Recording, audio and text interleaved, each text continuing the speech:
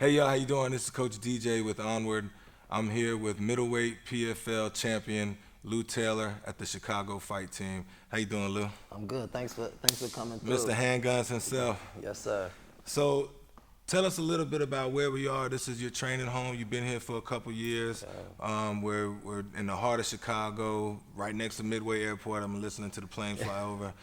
Tell us about your training home. For sure. We right here on the south side, monsters of the Midway. A lot of cats, they get success in what they do and they leave for the bigger, more polished gyms. But this is where I started, and I'm probably the last of the Mohicans when it comes down to homegrown Chicago fighters that started here, never left, but achieved success doing it right here. And so, right here is kind of more than just a training home for you, because you're also a coach. Yeah. And can you talk a little bit about what's that like to balance coaching and training, preparing for fights, and at the same time preparing other athletes for fights? Yeah, it's an interesting balance. I tend to just try to stay with what's trending and what's working at the upper level. So no matter if I'm teaching somebody who's say a white belt status or what, I'm gonna teach them what's current to me at that moment. A lot of the coaches and instructors, they like to only stick with that level of that person.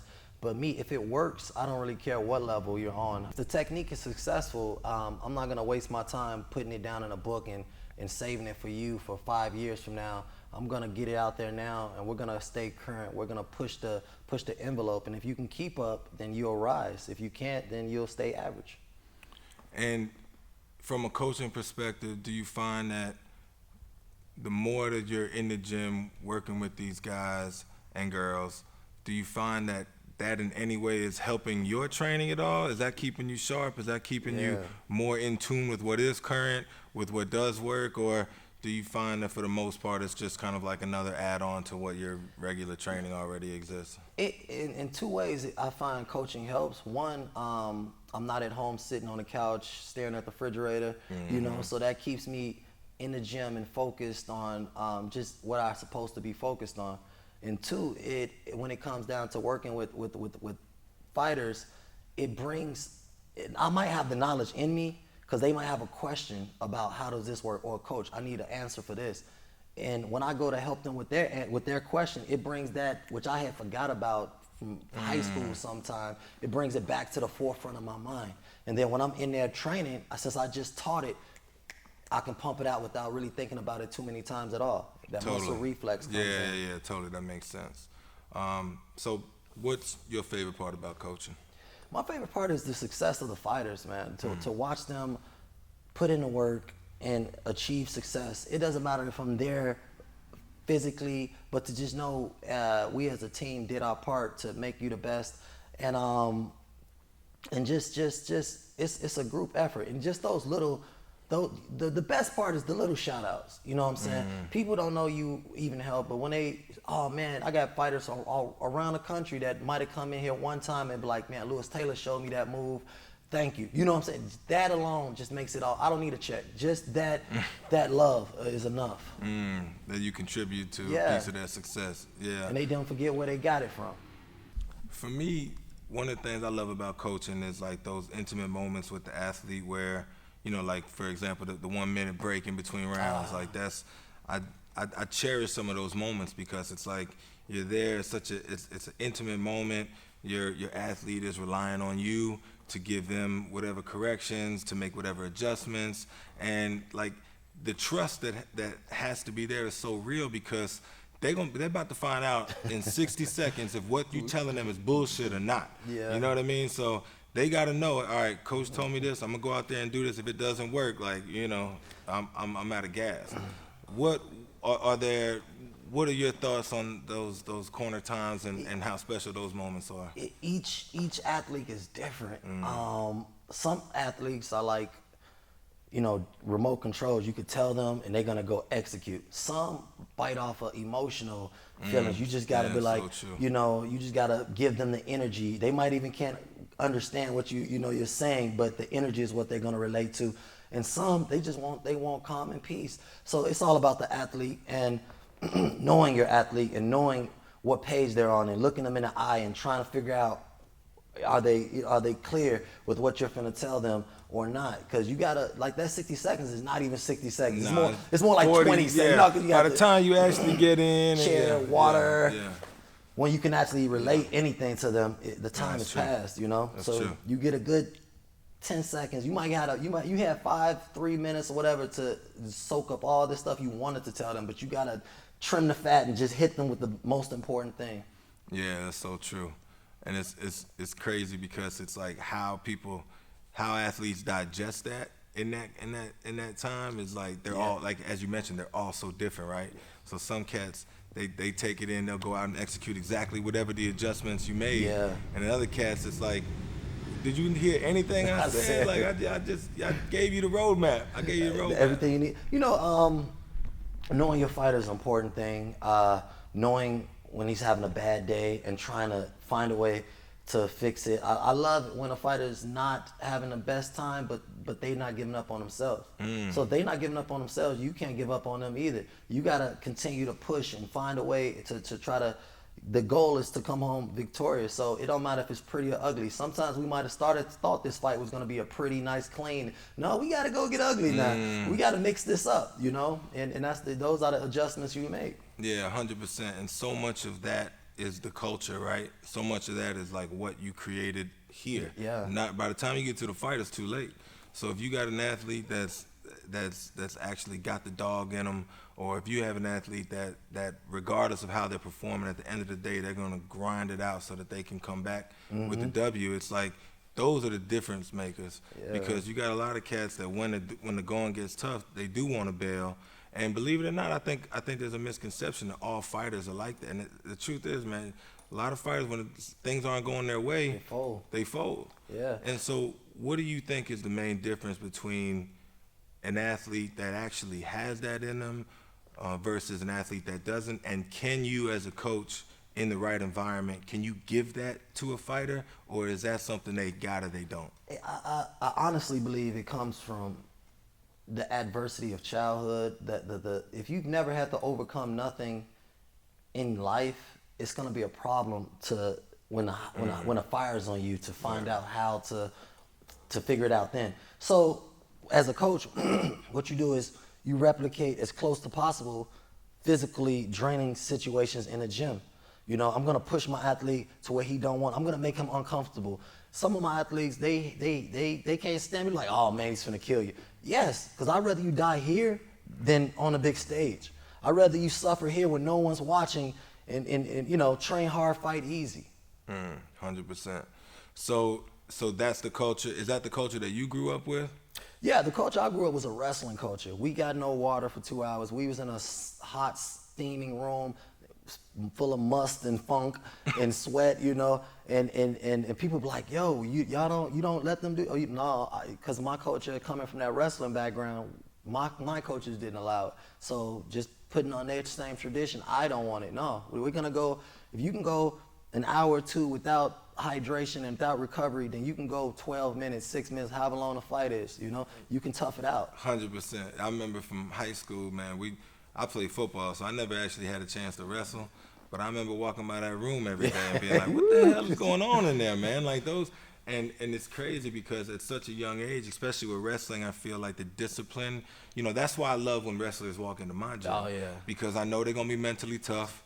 I know they're going to be there to work. And you don't have to hold a hand and babysit because, managing their weight is a full-time job, and that starts as early as 14, 15 years old, some nowadays even younger, right? So, you have an interesting background, and we talked a little bit about wrestling, but what was life growing up for handguns as little jit handguns?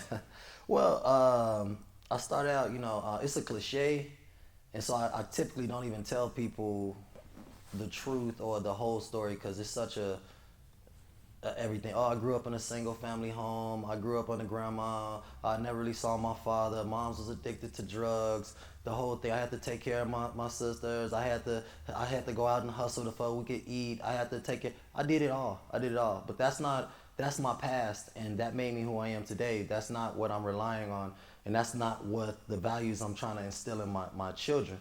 the man I am now as a father, since I've been a father, that's the man who has been on this journey as a fighter. As that was the handguns, which meant handguns meaning use your hands, not guns. But since then, I went from Louis Handguns Taylor to Louis Put the Guns Down Taylor.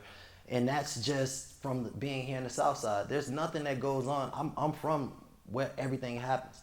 So whether it's the victim or the criminal or it just all type lives are constantly being ripped apart from gun violence. So for me to continue to chase my dreams and ignore that, or just not make my message 100% clear. Like if you want to applaud me anything I'm trying to do, then at least in the back of your mind a little bit. I know reality is one thing and dreams are another, but put the guns down.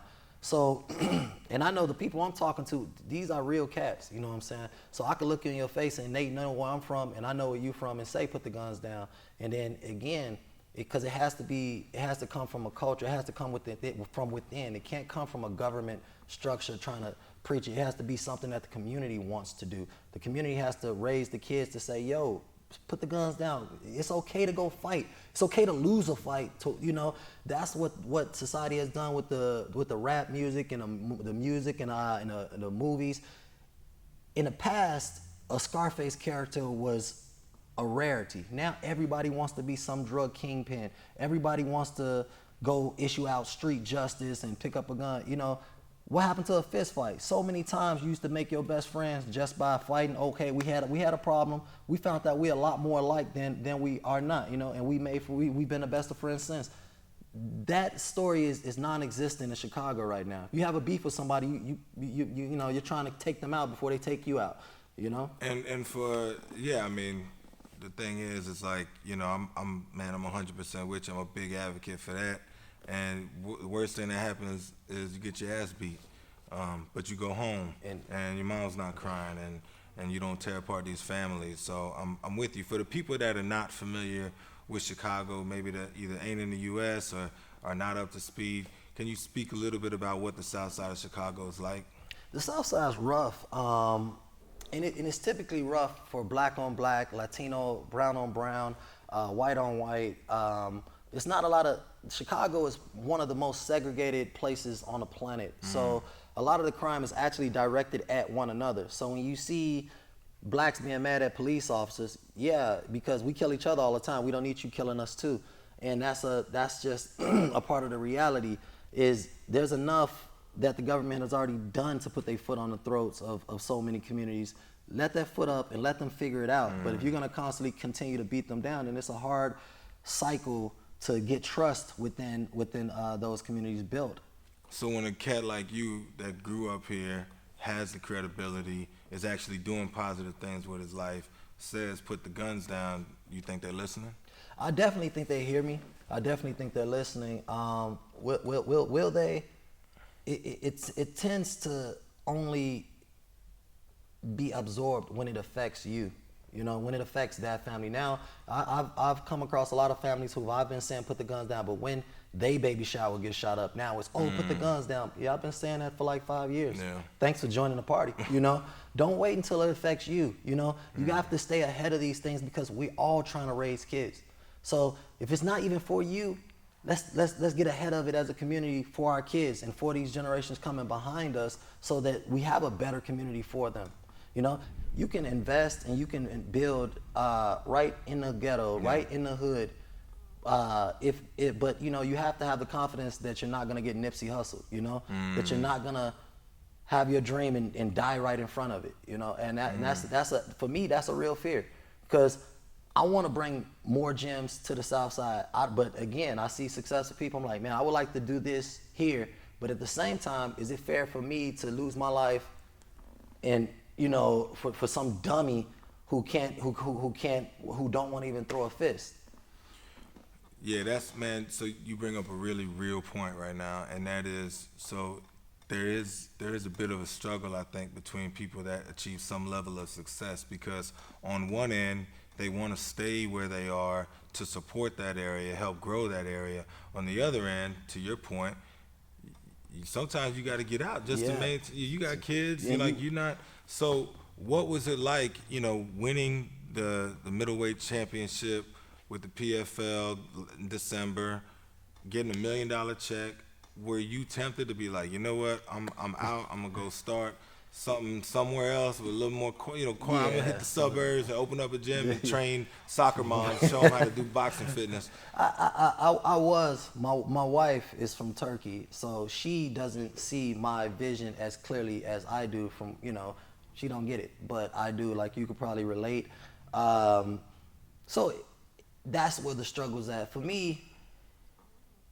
I know where I feel best. I believe in karma. I believe in giving back. I believe in what goes around comes around. So I'm constantly having faith that if I continue to put positive energy and vibes into the world, that it'll come back. I'm not waiting on it or expecting on it to come back, but I'm gonna do the hard work it takes. But if it comes back, fine. If it don't, fine. But at least I'm not worried about some knucklehead coming back for some negative things I done did.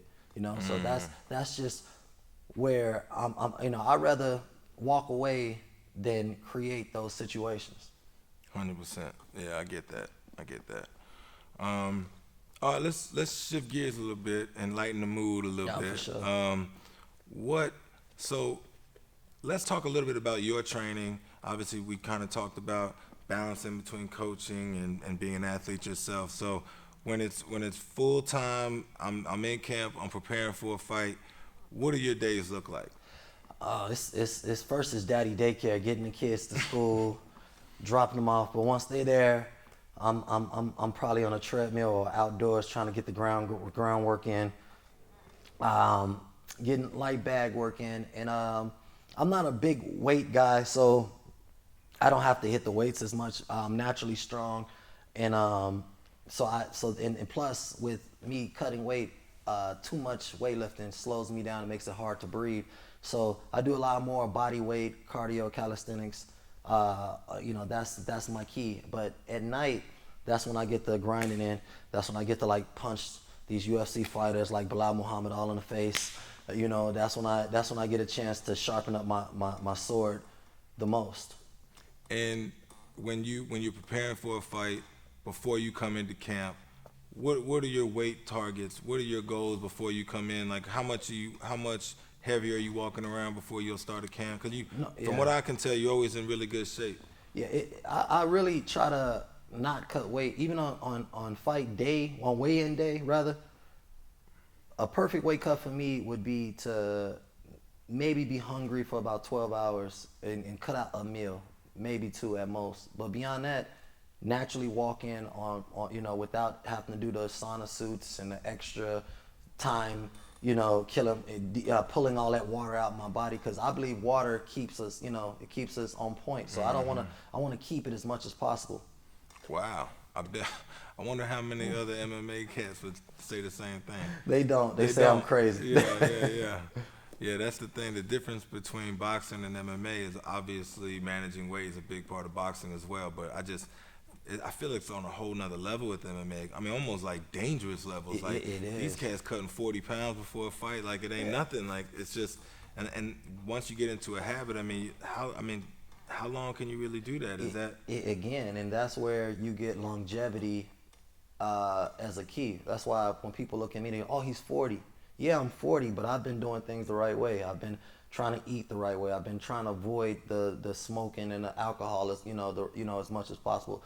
When you continue to try to live the right way, you can pull a few more good years out of your athletic ability. And a lot of cats, when you cut weight the wrong way, everything adds up.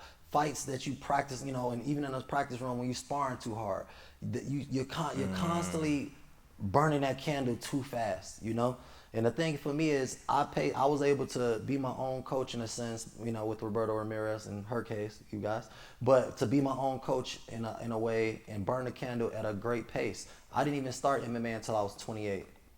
Is that right? Yeah, I didn't even start it until I was 28. So I had a good idea of what it took to be an athlete before I got into the game. Wow.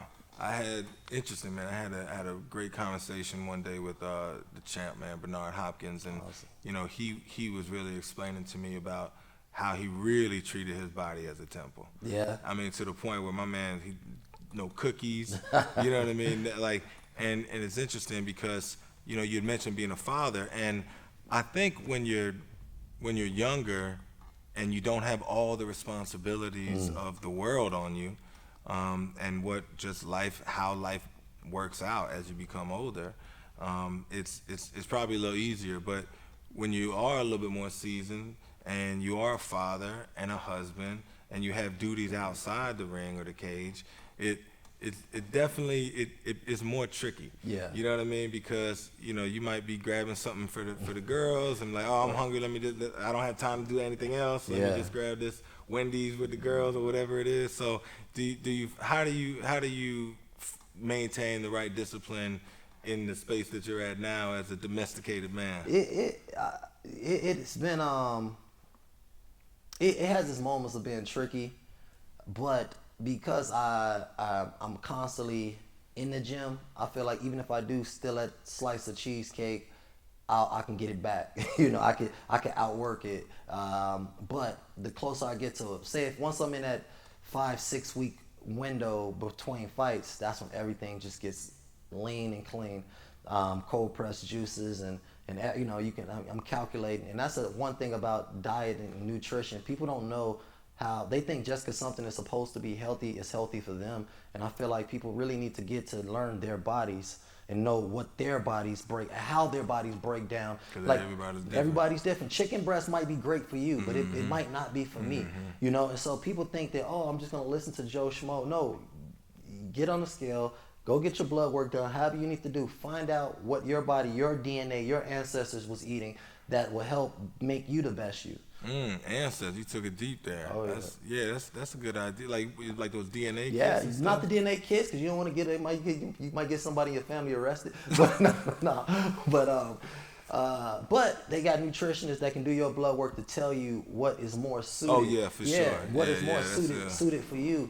Were you plant based or The thing is too, we put meat in everything. We're way too heavy. We're like the only people that do that in the U.S. Yeah. Like, you know what I mean? Like the portion between like meat and vegetables or starch, it's like way out of whack, man. They say, because Asians for the most part, they're it's kind of the opposite, right? So they'll have more rice and vegetables and a smaller portion of meat.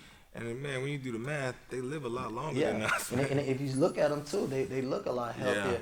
And it's a cultural thing. At some point, we become glutens in America, and that's where the problem lies as far as nutrition goes. We feel like with every meal, it has to be meat. Then on top of that, it's probably pork all the way through after that. So it's levels to it.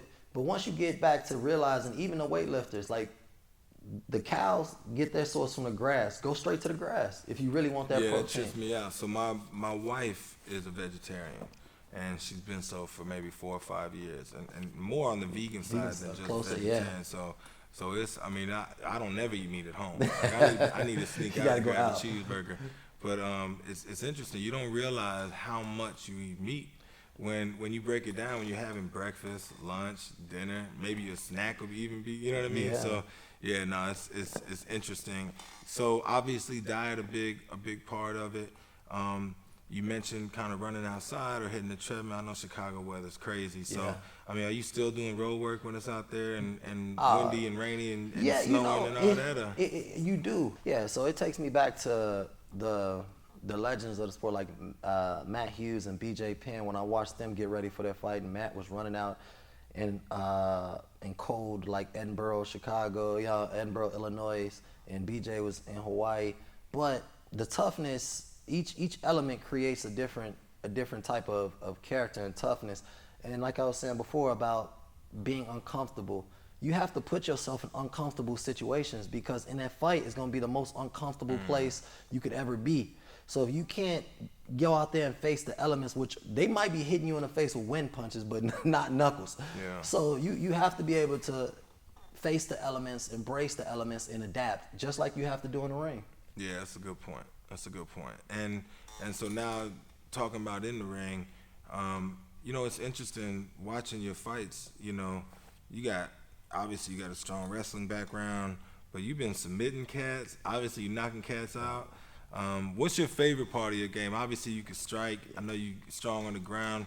People probably underestimate your jiu-jitsu, but obviously, I think you've shown shown them wrong by now. For sure. A lot of people underestimate the jiu-jitsu, but it's to a point where I got my favorite move would be the guillotine, what they call a Louis, because I'm so successful with it. But a lot of people, they believe they could stop it, and a few people have. But for the most part, if I catch you, it's lights out. It's no different than a clean punch.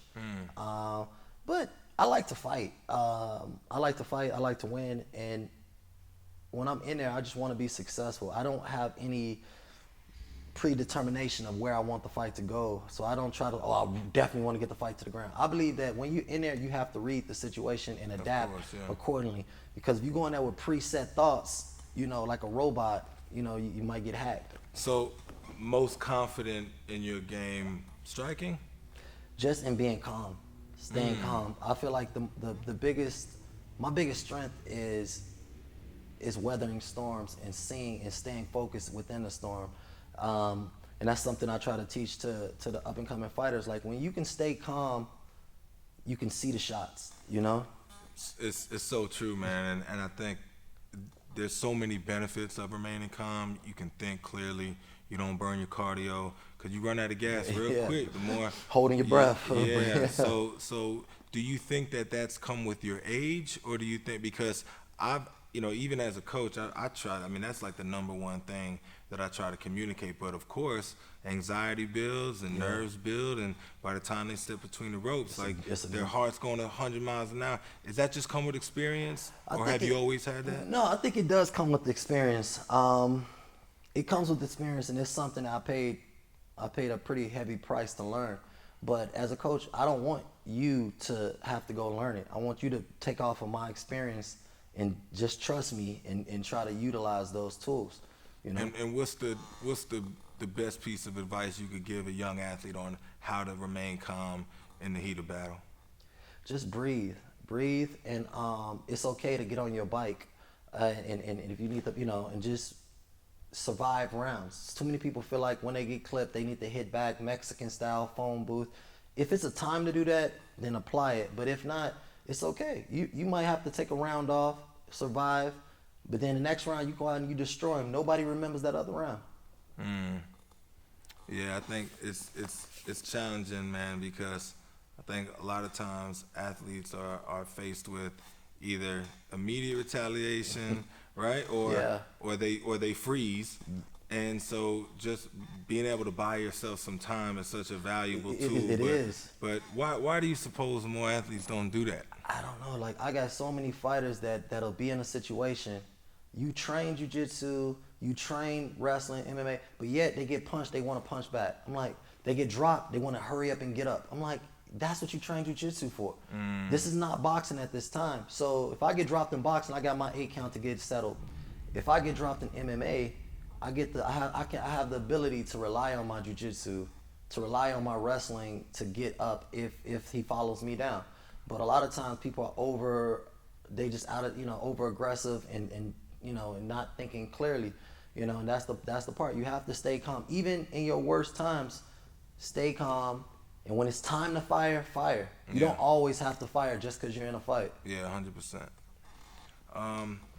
Let's talk about some of the stuff that can really help some of these young athletes out there that are struggling to kind of just figure this game out, because it's a bit of a dirty game, and between managers and promoters and even some trainers, it's hard to find people you can trust and depend on, and just good people that operate with integrity. What's it been like to kind of manage your career as an athlete, but then also having to watch your manager, make sure your promoter's not robbing you, make sure that you're trying to bring in sponsors, and that's kind of like a full-time job outside of the ring. How do you balance that? It is, and it can be, but at some point you gotta just toss it up and leave it to the powers that be. You can't try to control everything. You can only control what you can control. You can't control if sponsors wanna look out for you, but you know what you have to do to be successful in the ring. So I don't lose sleep if no one wants to support me. So, and that's another thing I feel like a lot of up and coming fighters, your mom, or dad or your best friend, they might not support you. They really might not. They might not support you the way you believe that they should. So stop looking at other people and expecting the best out of them, because they're not you, and they're not gonna do things the way you do it. And if you worry about other people too much, it's gonna take away your joy of living, your joy of the journey of fighting. You're gonna start to sabotage your own self. And as far as just looking forward to the future, you can't chase the bag too much, you know? You have to chase the dream, not the bag. If you're successful in the dream, the bag will be there. So how many young athletes right now are taking heed of that advice, do you think? Because most of the ones I talk to are looking for the bag. They're looking for the bag. I mean, even in my last fight against the Boost, when they asked me what did I want to be, what did I want to gain from this PFL middleweight championship, for me it was the belt. It was the becoming a world champion at 39 years old when everybody had counted me out. And just knowing that I had done things the right way and I had put in the work to be successful and to finally get the pat on the back that had long eluded me. For a Boost, it was the money. I can get another world anytime. I want the money. And unfortunately, I feel like when you put the bag in front of the dream, I feel like the dream is gonna win. Yeah, the dream's gonna win in what, 30-something 33 seconds. Yeah, 33 seconds. And you know, I think the thing that's really interesting about you is that you've kind of found a natural way to promote yourself by just being you. Yeah. And I think a lot of times people take on certain personalities because they think that's gonna move the needle or gain a certain amount of attention. But you kind of you bring your own style. But I can tell, and I can speak honestly in front of the cameras, that it's naturally who you are. Yeah. So how do you go about promoting yourself? Because nowadays it's so important on social media. It's so important during that post-fight interview. It's so important during weigh-ins. It's important that you kind of, present yourself in a way that's marketable for these young fighters. So, but for you, it kind of just seems like it's just who you are. It is. And that's what makes it a little bit easier. And I believe that everybody should just be them. I don't care if you're a snake, be a snake. If you're a lion, be a lion. If you're a sheep, be a sheep. But the problem is when you try to be someone you're not, and then there's this whole other you that you've been hiding, that's the problem. Mm-hmm. People will accept you. If you're the bad guy, be the bad guy. Yeah. People accept you for who you are. Allow them to have that freedom to make that judgment, And with me, I've lost friends because they don't want to hear what I have to say. Because they know the minute he's gonna curse me out. Yeah, I'm gonna curse you out. Because I believe that you don't need yes men in your corner. People are gonna tell you what you want to hear. You need people that's gonna tell you what you need to hear.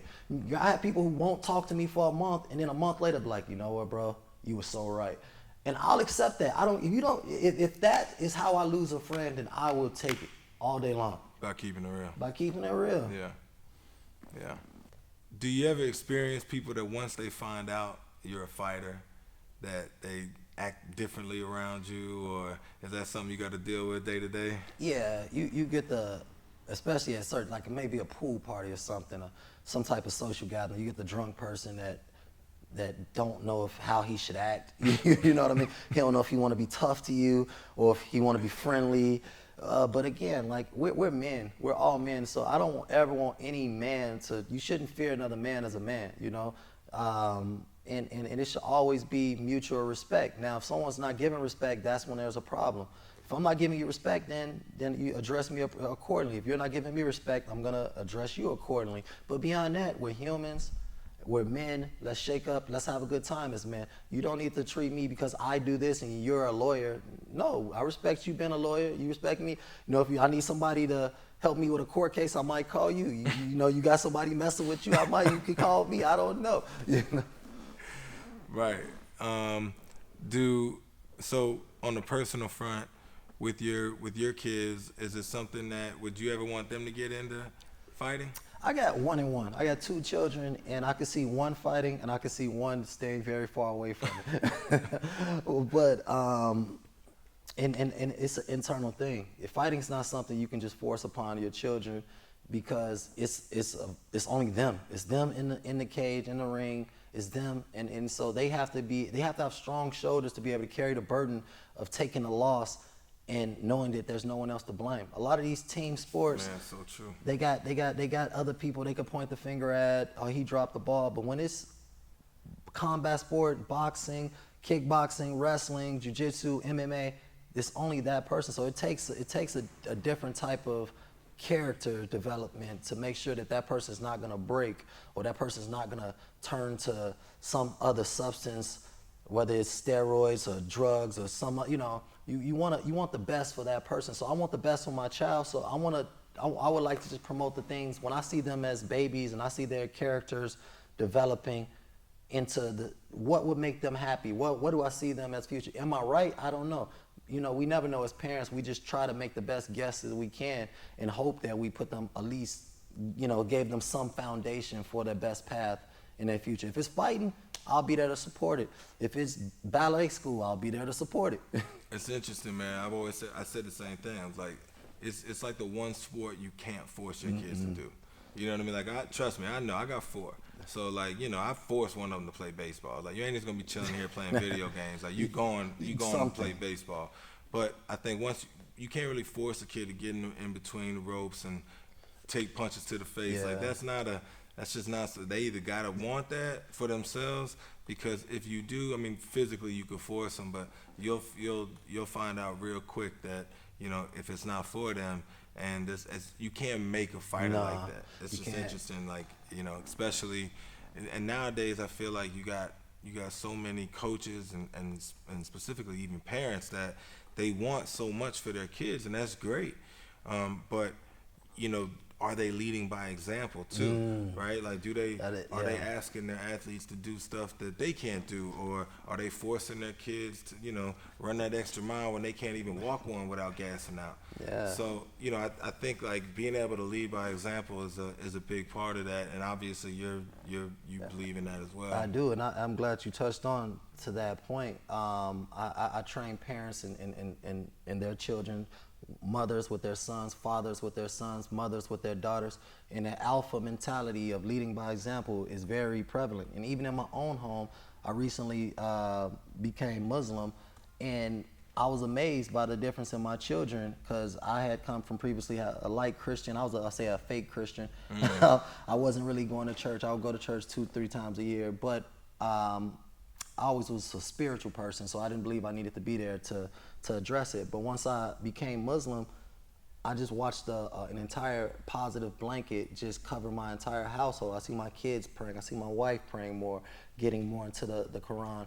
And I'm just like, wow, all this but I didn't walk that path because I felt the need to. It was a natural journey that I believe that the spirits of God led me to. So it wasn't something I felt pressure to be a part of. It was just where I'm headed. You know, this is what I need for me at this point. But I look back, and I didn't ask them to join me, but they were there, and they embraced it harder than I did. And I was like, wow, me as a father, I didn't know that it would be that impactful, that influential. But it makes me proud to see them want to take the same steps that I take. Wow, thank you for sharing that. That's dope, man. And congratulations on that, by the way. Thank you. What was your first Ramadan like? It was brutal. It was brutal. Speak on that. Yeah, you know, Ramadan is when you fast from pretty much sun up to sundown. And the first week was tough. The second, third week was we got it along, but we built a great community. We started doing workouts at night, so that helped a lot, because everybody who's going through the same thing. Granted, it was my first. But they came in at night, we all trained, and we just better each other, and just a little camaraderie and building. And just, you want to always be around positive people. At the end of the day, that's what Ramadan does for me and for others the most is actually bring us closer. It's like a month-long Christmas, but there's no presents, there's food. You know, you eat good, and you know, not over alcohol, but just a glass of tea and some baklava or something. And that's the type of thing that's the place that I'm in right now. I'm an adult. I don't need a beard to have a good conversation with you. And as I lose friends and gain friends, we should be able to have normal conversations without alcohol and other negativities being present. 100%. And obviously, as a fighter, I mean, you know, you want to fuel your body with the right stuff anyways. Do you think that since you became Muslim, do you find that obviously it's helping you become a better man from what you're saying? Is it helping you become a better fighter? Or do you see the two separate? Or? I don't know. I would like to think that it is, but I don't depend on it being that. I'm not, you know what I'm saying? I'm going to continue to be a spiritual person, but I'm not going to blame God if it don't go my way. You know what I'm saying? Good. Yeah, no, I'm gonna carry that and know that He put me in a position to lose. You know, sometimes having a position to lose is a blessing, just like having a position to win is. 100%. But you know, a lot of people would love to be in your shoes to take that L. So, but if you're not recognizing that, you're missing it. You're missing the bigger picture. Granted, we would all like to have a full cup, but sometimes that half-empty cup is just what we needed at that time. Man, well, I'm not sure there's a better way to end it. Oh, for sure. That was perfect. So my man Lou put the Gunz Down, Taylor, out of Chicago fight team. Pleasure speaking with you, brother.